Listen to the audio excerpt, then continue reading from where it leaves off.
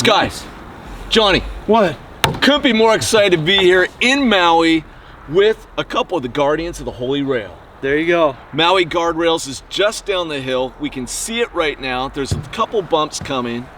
In this video, we're here to talk about how to tune your foil equipment. Particularly, we're going to talk about tuning the mast. We've done some basic mast instruction when we're talking about wake foiling.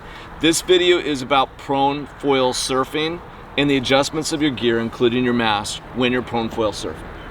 So with that, Sky, what do you think about? Well, whenever I get a new board, a new wing, even change the mast, what I always do is I carry a tool out there in the water with me. I order like a T30 Torx from eBay. You can get them for like $7 for like 2 of them. I put floaters on them, I tape them up. What I do is I go out there, and whenever I get something new, hopefully the surf isn't perfect, because then I just go with my old stuff. Because yeah, I don't want to waste time. But if it's a mediocre day, what I'll do is I'll take my tool out there and I'll make sure I'll spin that session, and hopefully it's fast that I figure it out. And I'll just do micro adjustments, and I mean, we're talking a ½ centimeter sometimes.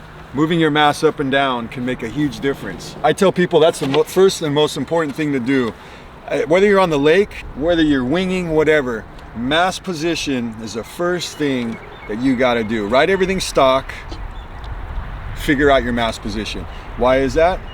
Well, let's just put it this way. If you don't figure out your mast position, you're wasting your time. I mean, you're actually losing time in the water because you're losing your performance, right? I mean, you really are. If you don't have it in the right place, sure, you're out there, you think you got it, you're having fun, but until you really dial it, really dial it. So when you talk about dial it, because there's a continuum of people who will watch this video, some of which are fairly new to foiling, some of them are high-level foilers or moving towards that. What does it mean to be dialed in? Like when what does that feel like? Yeah, like when the mast is where it should be. Okay. How do you know it? Okay, so we'll go off of that. So how do you know when it's not in the right position? Is if it dips down. If you're riding and you seem like you're not getting much lift, well, common sense says move it forward, right, to balance the scale. Now, if you're getting too much lift, you do the opposite. Right. Yeah. Here's how it should feel. I mean, a lot of people are ready to sell their foils because they didn't even do something as simple as this, or they never progressed, and they, wasted a month, 2 months, 3 months. They never progressed because they never understood how to feel what's going on. You got to be real sensitive to it. You got to understand what the equipment's trying to tell you. Yeah. What's it trying to tell you? What's the feedback? So when you're riding, like when I'm riding surf and stuff, if I want to blow the wing out, well, I got to know, well, it's got to be right on a perfect balance, like where I'm on a rolling ball in a 2x4 or something, like that. Yeah, or, like one of those Indo boards. Right. So it's that feeling where, okay, I got it. I'm on the balance point.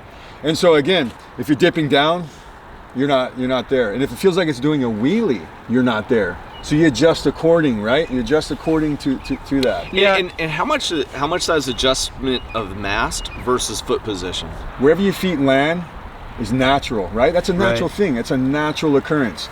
Now, if you start trying to adjust your feet, now I've had boxes in the wrong position and I've had to adjust, and I don't really like riding like that. So if you got your boxes in a good position and you got different wings, and generally, when you have small wings, you're gonna ride it, with more lift. And when you got big wings, you're gonna slide it back in the box to have less lift because you have to compensate for all that wing.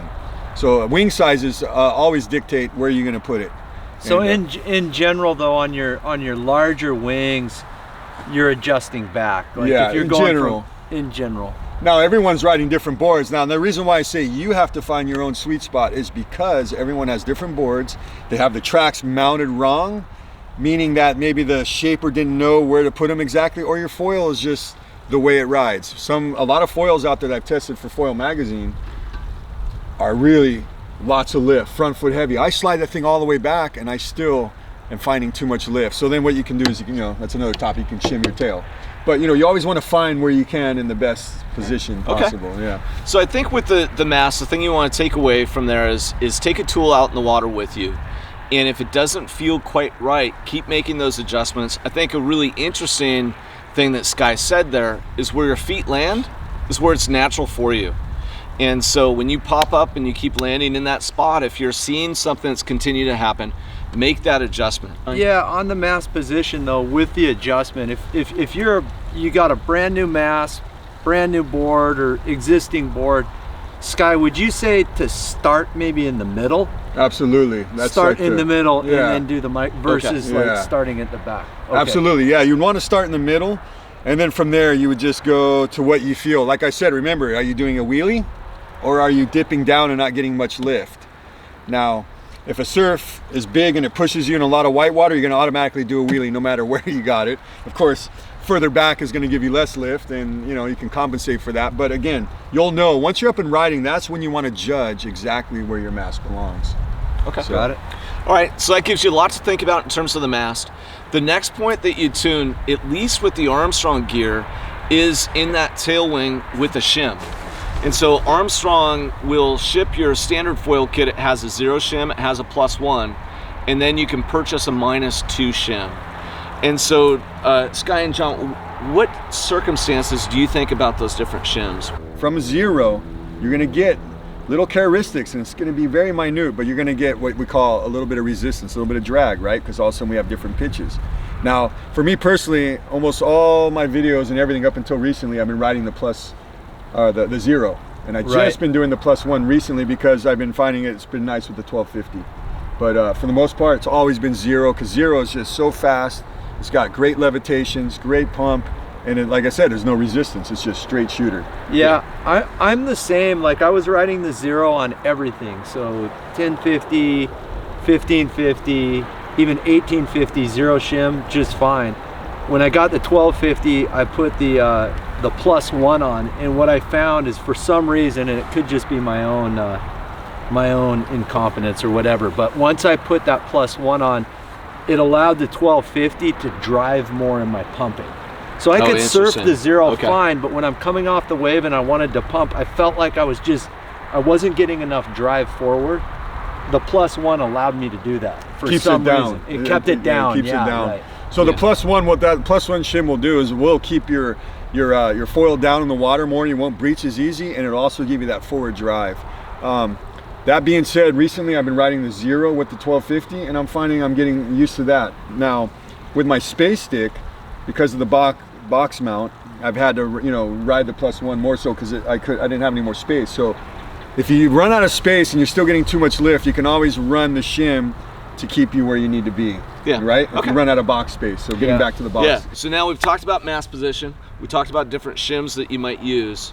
Is the next part that you would tweak with your gear fuselage length? Beautiful, beautiful topic. Fuselages. When I first got my Armstrong kit, I started off in the 70, and it was beautiful. It was great, because it was still much more advanced than what was around at the time. You started with the 70. Yep. And then now you ride the 50. Yeah, so then I got the 60, and then I heard the 50 came out, and I was like, oh my God, the 50, and I just knew, because I started off in Bali on a Chinese copy slingshot, and for some reason they had 2 foil, 2 mast mounts.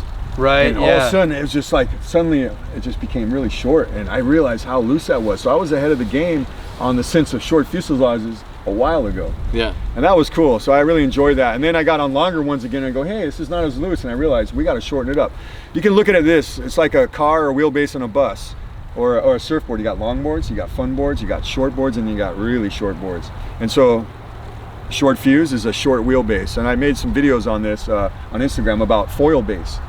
So whatever fuselage you run, you measure it from the tip of your nose of your wing all the way to the tip of the tail, and that's your foil base, like a wheelbase in a car.